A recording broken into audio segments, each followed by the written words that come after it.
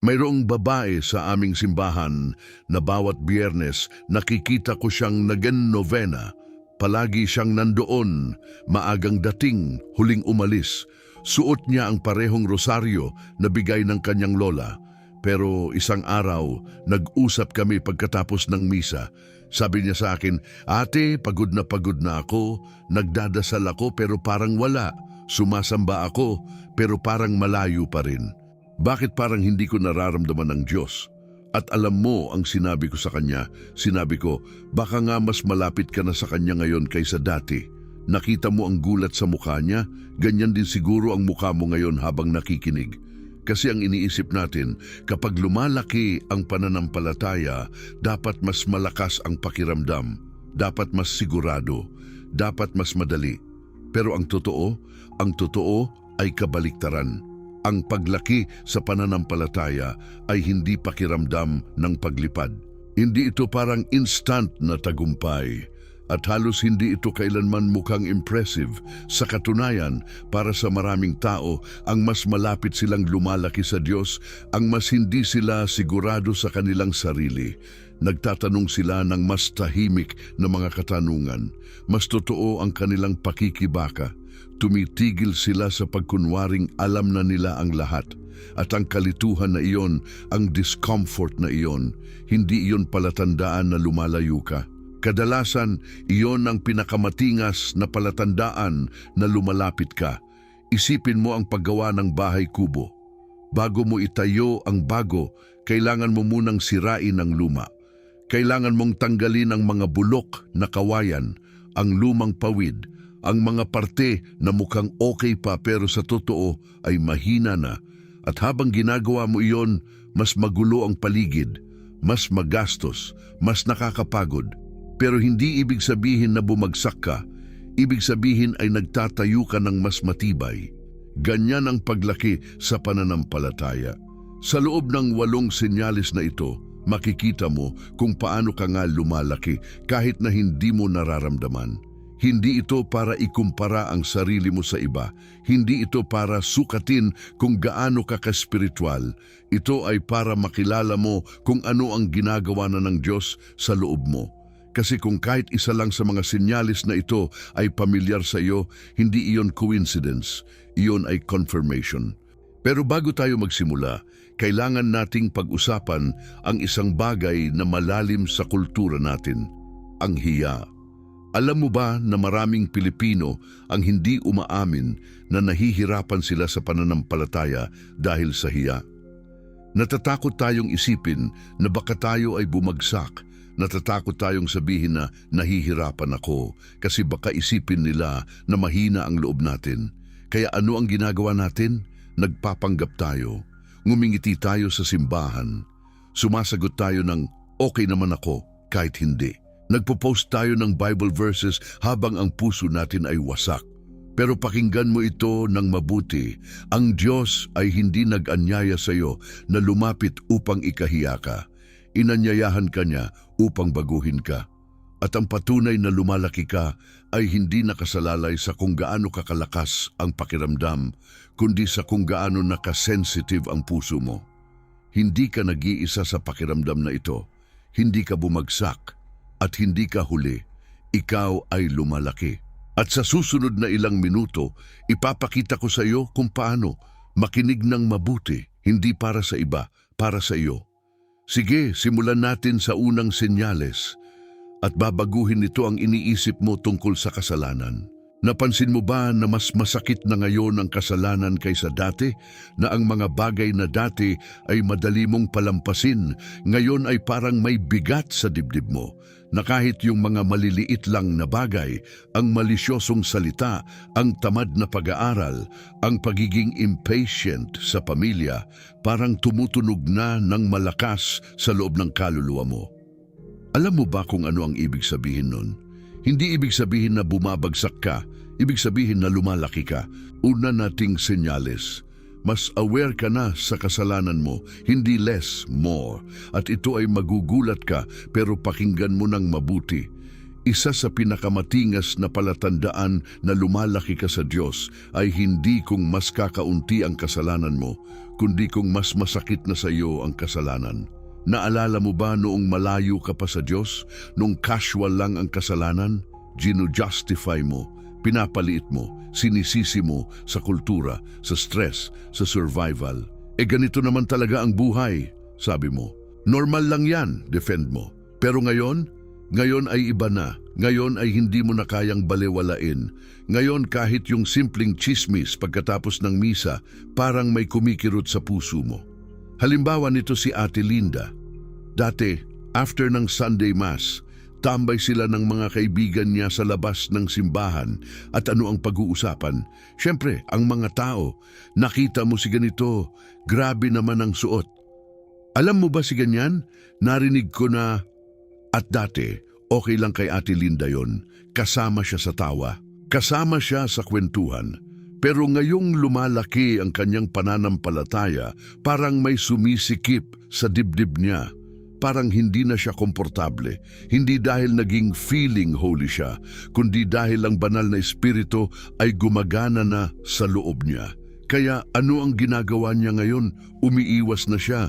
Nagsasabi ng sige, una na ako. At minsan, naiisip niya, bakit ko ba nararamdaman ito? Bakit ako naging ganito? Mas masaya pa ako dati.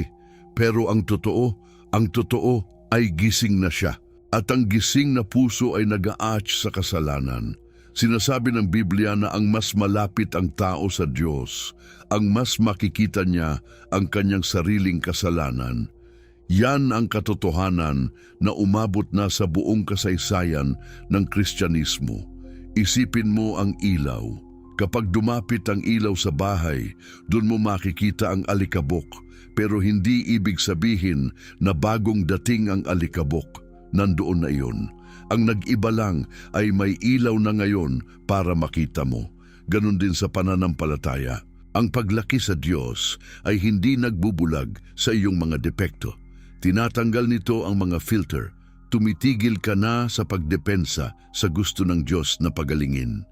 Tumitigil ka na sa pagtawag ng personality sa kahinaan. Tumitigil ka na sa pagtawag ng struggle sa disobedience. At pakinggan mo ng mabuti ito kasi importante ito. Ang conviction ay hindi condemnation. Ang condemnation ay nagsasabing hindi ka karapat-dapat, magtago ka. Ang conviction ay nagsasabing mahal ka, lumapit ka. Ang banal na espiritu ay hindi naglalabas ng kasalanan para ikahiya ka. Inilalabas niya para palayain ka. Ilan sa inyo ngayon ay nag-iisip na bumabagsak kayo dahil mas aware na kayo sa inyong galit, sa inyong pride, sa inyong kawalan ng pasensya, sa inyong mga lihim na gawain. Pero ang totoo ay gising ka na. Ang patay na puso ay hindi nakakaramdam ng conviction. Ang manhid na puso ay hindi nasasaktan sa kasalanan. Ang buhay na puso lang. Nang nakatagpo si Propeta Isaiah ng kabanalan ng Diyos, hindi niya sinabi, "Okay lang ako, Lord." Sumigaw siya, "Aba sa akin, ako ay tao ng maruming mga labi." At ang sandaling iyon ng awareness ay hindi rejection. Iyon ang simula ng kanyang tawag. Kaya kung mas masakit na sa iyo ngayon ang kasalanan, kung hindi mo na kayang i-enjoy ang dating normal, kung ang konsensya mo ay mas malakas na ngayon kaysa dati, huwag kang magpanik, huwag kang lumayo, huwag mong pangihin. Ang discomfort na yon ay hindi ang Diyos na nagtutulak sa iyo palayo. Ang Diyos ay humihila sa iyo ng mas malalim. Subukan mo ito ngayong linggo. Kapag naramdaman mo ang conviction, huwag kang tatakbo. Tumayo ka at sabihin, "Diyos, salamat na nakikita ko na ito. Tulungan mo akong baguhin." Yan lang, simpleng prayer. Pero doon nagsisimula ang transformation. Ikalawang senyales at ito ay mas subtle. Kaya maraming tao ang hindi napapansin. Pero kung mag-a-attention ka, makikita mo ito kaagad. Tahimik na nagbabago ang gusto mo.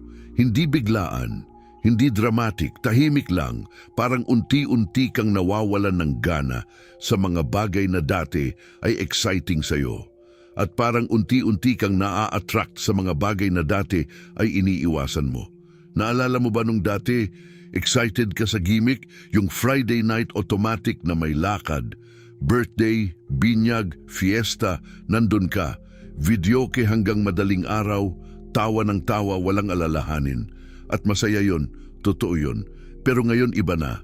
Hindi dahil naging boring ka, kundi dahil pagkatapos ng ganun, parang wala, parang umuwi ka ng bahay at tanong mo sa sarili mo, yun lang ba? May emptiness na hindi mo ma-explain. Dati, masaya ka na dun. Ngayon, kulang na kulang. O kaya naman, dati ang love mo ay manood ng mga serye, binge-watch mo yung mga drama, yung mga palabas na trending. Oras mo ay napupunta doon. Energy mo ay napupunta doon. Pero ngayon parang napapansin mo na lang, bakit parang nawalan ako ng interest? Nakakapagtaka, di ba? Hindi dahil masama yung palabas, kundi dahil hindi na sumasatisfy sa'yo ng parehong paraan. Parang may kulang, parang gusto mo na ng something deeper, something more. At ang nakakatakot dito yung papalit, yung mga bagay na dati ay iniiwasan mo, yung tahimik na oras, yung pagbabasa ng Biblia, yung pagdadasal ng matagal, yung simpleng obedience, yung mga yan ang biglang humihila sa puso mo. Hindi malakas, hindi obvious, pero nandoon. Parang may bumubulong sa loob mo na dito ka lumapit, dito ang tunay na peace. At minsan, lumalaban ka pa. Kasi unfamiliar yung feeling, kasi natatakot kang mawala yung dating ikaw. Sinasabi ng Biblia na ang Diyos ang gumagana sa loob mo para gustuhin at gawin ang ayon sa kanyang layunin. Napansin mo ba yung order? Binabago niya muna ang will mo bago niya baguhin ang actions mo. Hindi niya sinasabihan ka agad na itigil mo yan. Binabago niya muna yung gusto mo. At dito nagiging uncomfortable kasi parang nahati ka. Hindi ka pa fully nakakawala sa luma, pero hindi ka na rin fully nag-e-enjoy. Parang nakatayo ka sa gitna ng dalawang appetite, yung isa ay nawawala na, yung isa ay bumubuo pa lang. Gusto mo na ng peace kaysa excitement, gusto mo na ng depth kaysa distraction, gusto mo na ng truth kaysa comfort. At minsan, namimiss mo pa rin yung old cravings mo. Hindi dahil maganda sila, kundi dahil familiar sila. Sanay ka. At yung bago, hindi mo pa masyadong kilala, kaya scary. Narinig mo na ba yung prayer ni San Agustin? Sabi niya, Panginoon, gawin mo akong malinis, pero huwag muna ngayon. Yan yung tension na sinasabi ko. Yan yung struggle na tao. Gusto mo na ng kabanalan, pero takot ka pa sa cost. Ayaw mo na sa kasalanan, pero di mo pa fully kaya bitawan. At alam mo ba, sinaunang struggle yan. Hindi ikaw lang ang nakakaramdam niyan. Lahat ng lumalaki sa pananampalataya ay dumaan dyan. Pero pakinggan mo ito, ang loss of appetite na yan ay hindi parusa, preparasyon yan. Kapag gusto ng Diyos na dalhin ka sa mas malalim, unti-unti niyang kinakawalan ang hawak mo sa mga bagay na hindi pwedeng sumama sa iyo. Hindi niya laging kinukuha agad. Minsan, pinapatigil niya lang na mag-satisfy sa iyo at masakit yon kasi parang nawawala ka sa dating lugar mo. Parang hindi ka na belong sa dati mong circle, pero hindi ka pa rin fully belong sa lugar na dadalhin ka ng Diyos. Parang floating, parang walang firm ground. Kung yan ang nararamdaman mo ngayon, yung H na yan, yung quiet dissatisfaction, yung holy restlessness, hindi ka bumabagsak. Riniredirect ka. Ang Diyos ay hindi nagnanakaw sa iyo. Inaayos niya yung order ng buhay mo at ang katunayan na naramdaman mo na yung change kahit hindi mo pa ma-explain ay patunay na gumagana na siya. Tanungin mo ang sarili mo ngayong linggo, ano ang dating gusto ko na ngayon ay parang wala na? At ano naman ang bagong gusto na nabubuo sa loob ko? Huwag kang matakot sa sagot kasi bawat shift na yan ay palatandaan na may ginagawang bagong bahay ang Diyos sa loob mo. Ikatlong senyales at ito ay tungkol sa panalangin. May nangyayari kasi sa paraan ng pagdadasal mo habang lumalaki ka sa Diyos. At maaaring hindi mo pa napapansin pero tigilan mo sandali at isipin paano ka nagdadasal ngayon kumpara sa dati. Kasi may mga Pilipino na lumaki sa kultura ng memorized prayers. Tayo ay nagnovena, may booklet, may script, may sequence. Tayo ay nag-rosary, same words, same rhythm, bead after bead. At maganda yon, respeto yon, pero may point sa journey mo na may nagbabago. Tumitigil ka ng magmukhang spiritual. Tumitigil ka ng mag-ulit ng mga phrases dahil lang narinig mo before. Tumitigil ka ng mag-perform para sa audience na wala naman. At sa halip, nagsisimula kang magsabi ng totoo. Nag-pray ka ng mas maikling prayer, mas magulo, minsan walang salita, minsan ang prayer mo ay katahimikan na lang, minsan luha, minsan frustration, hindi mo alam paano i-phrase ng polite at hindi yun immaturity, yun ay intimacy. Kasi ano ba talaga ang nangyayari? Nare-realize mo na ang Diyos ay alam na ang laman ng puso mo. So bakit ka pa magpe-pretend? Wala nang sense. Kaya tigil mo na yung Lord. Nagtitiwala po ako sa inyo kung hindi ka naman talaga nagtitiwala. Simulan mo nang sabihin, Lord, tulungan mo akong magtiwala. Tigil mo na yung pagtatago ng disappointment. Tigil mo na yung pag-edit ng doubt. Tigil mo na yung pagpapanggap na okay ka lang kung hindi naman. Alam mo ba na ang Book of Psalms ay puno ng ganyang prayers? Si David ay hindi nag-sanitize ng emotions niya para sa Diyos. Dinala niya ang takot, galit, kalituhan, tuwa, lahat, raw. Totoo, walang filter. At tinawag siya ng Diyos na lalaking ayon sa puso ko. Kapag naging mas raw ang prayers mo, mas honest, mas kulang sa polish, hindi yun loss of reverence. Yun ay growth in relationship. Kasi ang strangers lang ang nagpe-perform. Ang insecure lang ang nagpapanggap. Ang distance lang ang nangangailangan ng masks. Halimbawa, may kakilala ako, si Kuya Ben. Dati, kapag nag-pray siya, formal. Mahabang prayer. Eloquent. Parang rehearsed. Pero noong namatay yung tatay niya, nawala lahat ng yon. Ang prayer niya ay naging ganito, Lord, galit ako. Bakit? Bakit siya? Hindi ko maintindihan. Pero nandito pa rin ako. Wala akong ibang patutunguhan. Yun lang, walang amen, walang conclusion, walang polished ending. Pero alam mo ba, yun ang pinakatotoo niyang prayer sa buong buhay niya. At dun siya naramdaman ng Diyos ng husto. Kasi kapag ang prayer ay naging refuge na hindi ritual, kapag tumatakbo ka na sa Diyos, instead of linis muna ng sarili mo, hindi ka lumalayo. Lumalapit ka at ang Diyos na nakakaalam na ay nakikinig. Subukan mo this week mag-set ng 5 minutes. Walang script, walang booklet. Kausapin mo lang ang Diyos kagaya ng kaibigan. Sabihin mo kung ano talaga ang nararamdaman mo. Kahit magulo, kahit walang structure. Sabihin mo, Lord, totoo lang. At tignan mo kung paano ka maririnig. Kasi ang Diyos ay hindi naghahanap ng perfect words. Naghahanap siya ng tunay na puso. Ika-4 na senyales at ito ay tungkol sa validation. May nangyayaring tahimik na shift kapag lumalaki ka sa Diyos at ito ay parehong nakakalaya at nakakagambala. Nagsisimula kang mag-care ng less tungkol sa pagiging nakikita at more tungkol sa pagiging faithful. Dati, ang approval ay importante talaga.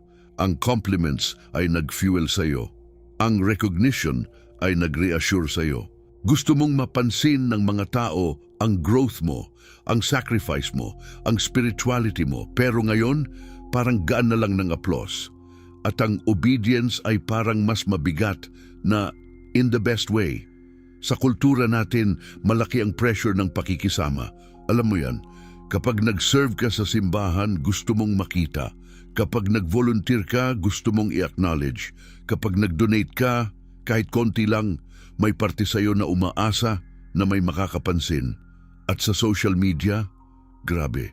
Nag-post tayo ng Bible verse, nag-check tayo ng reactions, nag-share tayo ng testimony, nag-count tayo ng likes, nag-upload tayo ng picture, sa church event, tinitag natin ang lahat. Bakit?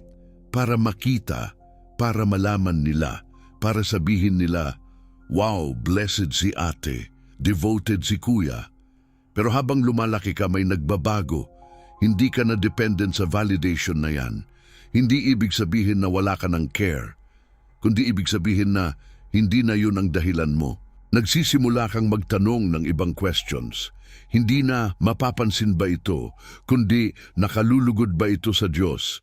Hindi na maa-appreciate ba ako, kundi sumusunod ba ako. At dito masakit, kasi minsan ang obedience ay nagpapamukhang tanga ka. Minsan, nawawalan ka ng praise. Minsan, ikaw ay nasa tahimikan habang ang iba ay sineselebrate. Kilala mo si Sister Marie sa simbahan? Yung laging nandoon tuwing Sabado para maglinis? Walang nag-aalaga ng altar flowers, kundi siya. Pero hindi siya nagpo-post. Walang picture. Walang swipe up for more. Ginagawa niya lang. At alam mo kung anong sinabi niya sa akin? Sabi niya, dati gusto kong makita ng priest na ako yung nag-aayos. Gusto kong pag-usapan after ng mass. Pero ngayon, okay lang kahit walang nakakaalam. Kasi alam niya at wasang tinuro niya sa taas. Yan yung sign. Sinabi ni Juan Bautista, dapat siyang lumaki at ako ay dapat bumaba. Hindi yun insecurity. Yun ay alignment. Kapag lumalaki ka sa Diyos, komportable ka ng maging unseen.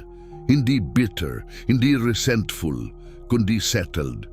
Natututunan mong ang well done ng langit ay mas mahalaga kaysa sa applause ng mundo. At kung ang need mo for validation ay bumababa na, kung ang desire mo na mag-impress ay nawawala na, kung kontento ka na na alam ng Diyos kahit hindi alam ng iba, hindi yun loss of ambition. Yun ay spiritual maturity. Subukan mo ngayong linggo, gumawa ng isang bagay para sa Diyos na walang makakaalam. Mag-donate ng anonymous. Mag-pray para sa taong ayaw mo, pero huwag mo sasabihin sa kanila, tumulong sa bahay nang walang hinihintay na thank you. At pagkatapos, tignan mo kung ano ang nararamdaman mo. Kung may parte sa iyo na frustrated dahil walang nag-acknowledge, okay lang yan.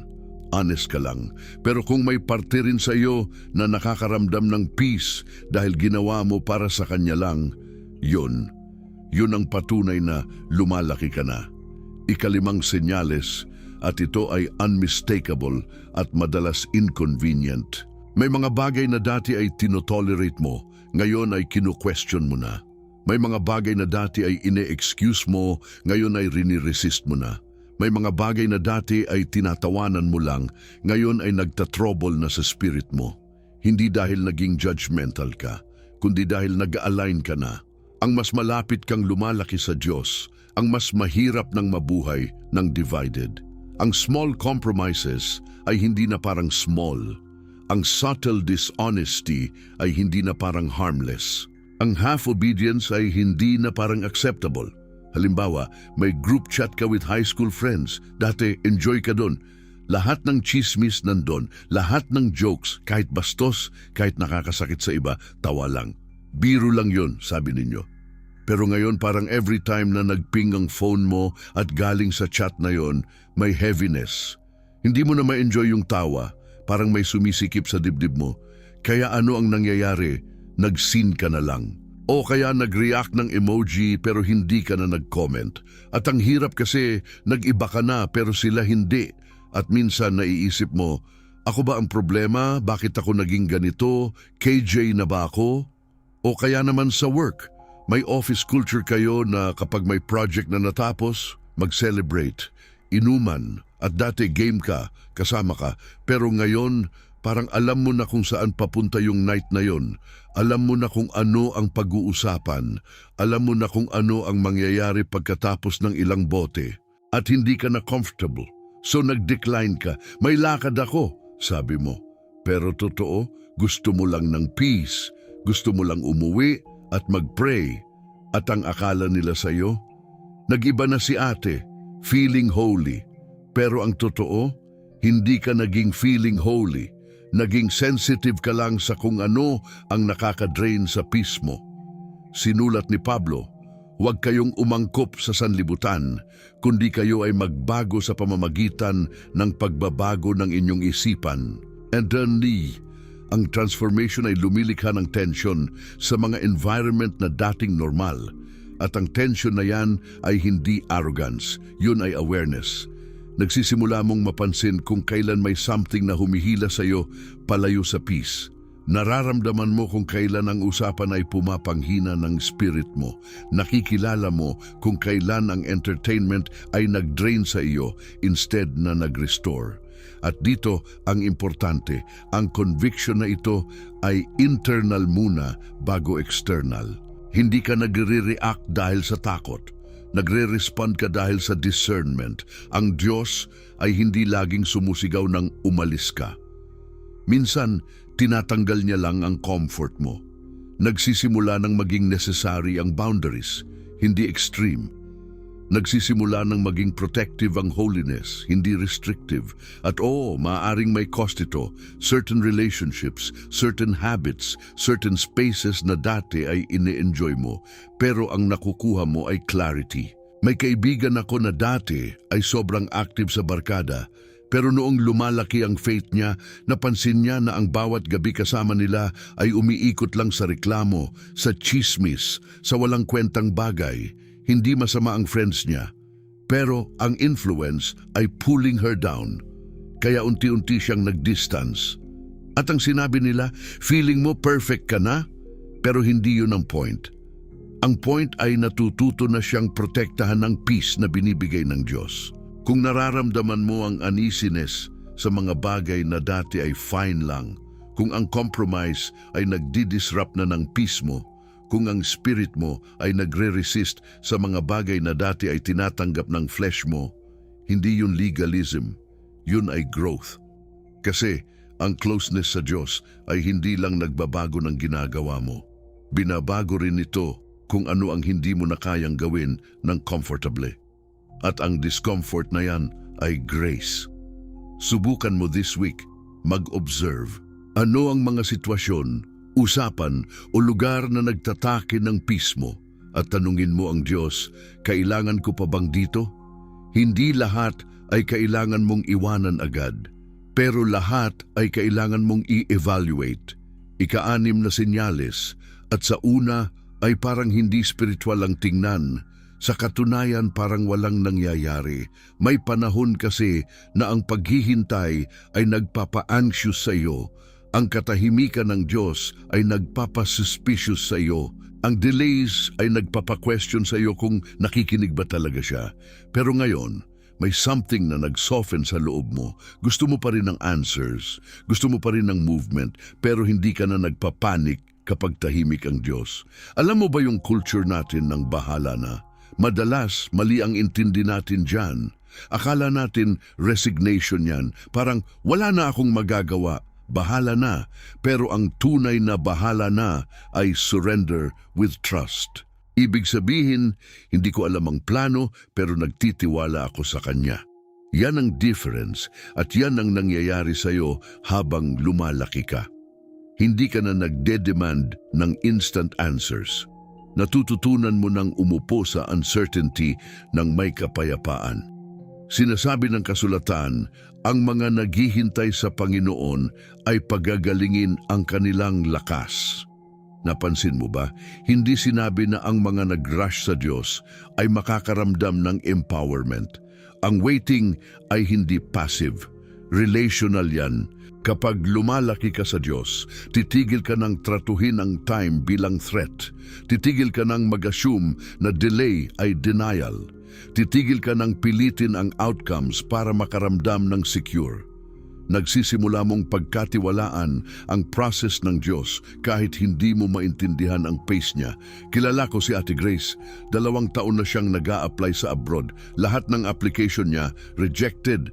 Lahat ng interview niya, hindi pumasa. At una, galit siya. Sabi niya, Lord, bakit? Alam mo naman na kailangan ng pamilya ko, bakit hindi mo ako binibigyan ng break? Pero habang tumatagal, habang nagdadasal siya, may nabago. Hindi biglaan, unti-unti lang. Nag-apply pa rin siya, pero hindi na desperado. Nag-pray pa rin siya, pero hindi na demanding. At alam mo ang sinabi niya sa akin, natuto akong magtiwala na kung hindi man ngayon, may reason ang Diyos. At kung meron man, handa na ako. Yan yung maturity. Kasi ang trust na yan ay may cost. Ang paghihintay ay nag-strip sa iyo ng control. Inilalantad nito ang impatience. Pinipilit ka nitong umasa sa Diyos ng walang leverage. Pero sa vulnerability na yan, lumalim ang intimacy. Natututunan mong umupo sa unanswered prayers nang hindi inuusig ang Diyos. Natututunan mong magpahinga ng walang timeline. Natututunan mong ang Diyos ay hindi late, intentional siya. Sinulat ni David, "Naghihintay ako sa Panginoon, ang buong pagkatao ko ay naghihintay." Ang ganyang paghihintay ay hindi resignation. Confidence yan ng walang pressure. Kung natututo ka ng maghintay ng walang resentment, kung natututo kang magtiwala ng walang clarity, kung natututo kang isuko ang outcomes instead na i-manage, hindi ka stagnant, tumitibay ka. Kasi ang Diyos ay madalas gumagawa ng pinakamalalim na trabaho sa seasons na parang walang gumagalaw. Tanungin mo ang sarili mo, ano ang hinihintay ko ngayong matatagal na? At ano ang sinasabi sa akin ng impatience ko tungkol sa kung saan nakabase ang trust ko? Sa Kanya ba o sa results? Ikapitong senyales, at ito ay isa sa pinaka-misunderstood pero pinaka-clear na palatandaan ng spiritual growth. Habang lumalaki ka sa Diyos, ang puso mo ay nagiging mas malambot pero ang boundaries mo ay nagiging mas malakas. Nagka-care ka ng mas malalim tungkol sa pain ng mga tao. Nararamdaman mo ang kanilang pagkasira, may mas maraming empathy ka kaysa dati, pero hindi mo na nilalito ang love sa access. At dito mahirap sa kultura natin, kasi tayo ay may pakikisama, malapit tayo sa pamilya, malapit tayo sa friends. At kapag nag-set ka ng boundaries, parang traitor ka, parang ang sama mo. Pamilya yan tiisin mo na lang. Kaibigan mo yan, intindihin mo. May utang ka pa ng loob sa kanila at yan ang pressure na dinadala natin. Kaya maraming Pilipino ang nag-absorb ng damage para lang patunayan na mahal nila ang tao. Nagstay sila sa toxic relationships dahil obligasyon. Nag-tolerate sila ng abuse dahil respeto. Pero alam mo ba, yan ay hindi love. Yan ay self-betrayal. Tingnan mo si Jesus. Mahal niya ang lahat, pero hindi lahat ay may parehong level ng closeness. Nag-heal siya ng crowds, libu-libo. Nagturo siya sa disciples, 12. Pero ang inner life niya, ang pinakamalalim na struggles niya, ay ibinigay niya lang sa 3, Pedro, Juan, Santiago. At may isa pa, si Juan na minamahal niya. Hindi favoritism yon, wisdom yon. Kasi ang love ay hindi nangangahulugang lahat ay may karapatan sa lahat ng parte ng buhay mo. Kapag lumalaki ka sa Diyos, titigil ka ng subukang i-rescue ang lahat. Titigil ka ng mag-absorb ng damage para patunayan ang compassion. Titigil ka ng magstay sa cycles na nagda-drain ng spirit mo at nagdi-distort ng peace mo. Natututunan mo na ang pagsasabi ng hindi ay pwedeng act of love, na ang distance ay pwedeng mercy, na ang paglakad palayo ay hindi ibig sabihin na tumigil ka ng mag-care. Ibig sabihin, nagsimula ka ng makinig sa Diyos. May kaibigan ako na may toxic relationship with her mother. Bawat tawag, puro reklamo. Bawat bisita, puro criticism. Bakit hindi ka pa nag-aasawa? Bakit ganyan ang trabaho mo? Ang taba mo na. Paulit-ulit. At dati, tumatanggap lang siya. Umiiyak pagkatapos pero tumatanggap. Kasi nanay ko yan. Pero habang lumalaki ang faith niya, nagsimula siyang mag-set ng limits. Hindi siya tumigil ng pagmahal. Tumatawag pa rin siya, bumibisita pa rin siya. Pero kapag nagsimula na ang toxicity, sinasabi niya ng mahinahon, "Ma, kailangan ko nang mag-end ng tawag. Mahal kita." At end, walang explanation, walang argument. At alam mo, mas naging healthy ang relationship nila eventually dahil natuto ang nanay niya na may hangganan. Lumalaki ang discernment kasama ng compassion. Pwede kang magpatawad nang hindi agad nagre-reconcile. Pwede kang magmahal nang hindi sumasang-ayon. Pwede kang mag-pray para sa kanila nang hindi nag-e-expose ng sarili mo. Sinulat ni Pablo, Ang pagmamahal ay dapat tunay, kasuklaman ang masama, kumapit sa mabuti. Ang sincere love ay hindi nag-i-ignore ng truth. Ginagalang nito, kung mas thoughtful ka na ngayon, mas selective tungkol sa kung saan mo ini-invest emotionally, hindi yun coldness. Yun ay clarity. Natututunan mong magmahal ng paraan na minahal ni Jesus, fully, wisely, nang walang self-betrayal. At ang balance na yan ay sign na lumalaki ka sa Diyos. Tanungin mo ang sarili mo, may relationships ba ako na nagda-drain pero iniisip kong obligasyon ko? At kung oo, ano ang sinasabi ng Diyos tungkol doon? Ikawalong senyales, at ito ang pinakamalalim. Ito ang sign na nagsisettle ng lahat ng iba. Dumadating ang point sa walk mo with God na ang obedience ay hindi na driven ng reward. Hindi ka sumusunod dahil masarap ang feeling. Hindi ka sumasamba dahil okay ang lahat. Hindi ka nananatiling faithful dahil convenient. Pumipili ka ng Diyos kahit mahal ang cost. Sumusunod ka kahit masakit. Sumasagot ka ng oo kahit walang pumapalo ng kamay. Nananatili kang faithful kahit ang prayers ay parang walang sagot at ang mga pinto ay nakarasara. Sinabi ni Jesus, kung sinuman ang gustong sumunod sa akin, ipagkaila niya ang kanyang sarili, buhatin ang kanyang krus araw-araw at sundin ako. Hindi paminsan-minsan, hindi emotional lang, araw-araw. Ang closeness na ito ay nag-aalis sa faith ng transaction. Hindi ka na nagtatanong, ano ang makukuha ko kung susunod ako? Ang tanong mo ay, sino ang nagiging ko habang sumusunod ako? Sumasamba ka ng walang emotional high. Nagsiserve ka ng walang recognition. Nagtitiwala ka ng walang guarantees. At hindi ka nagiging hard dahil dito. Nagiging anchored ka. Kasi ngayon, ang relationship mo sa Diyos ay hindi na based sa outcomes. Based na ito sa kung sino siya. Mahal mo ang Diyos hindi dahil nagbibigay siya, kundi dahil mabuti siya. Nananatili kang faithful hindi dahil naiintindihan mo, kundi dahil nagtitiwala ka. Alam mo ba kung gaano kahirap ito sa Pilipinas? May kakilala ako na gustong mag-abroad. May job offer na, good salary.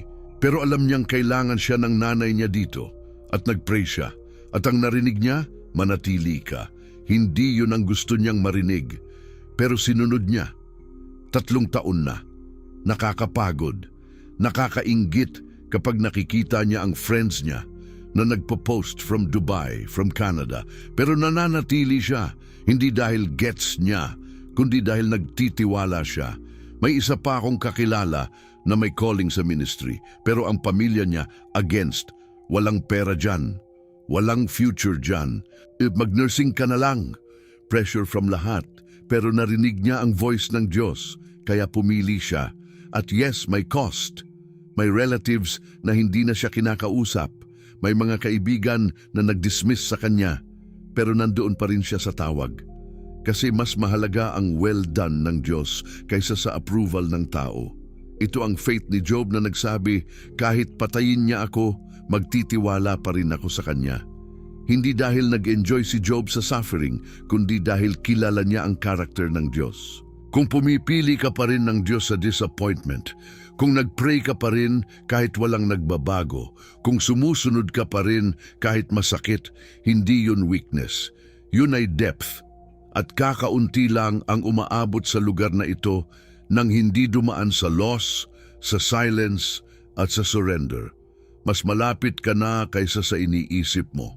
Tanungin mo ang sarili mo, kung tatanggalin ng Diyos ang lahat, ang health, ang work, ang dreams, mamahalin mo pa rin ba siya? Kasi doon, makikita ang tunay na lalim ng faith mo.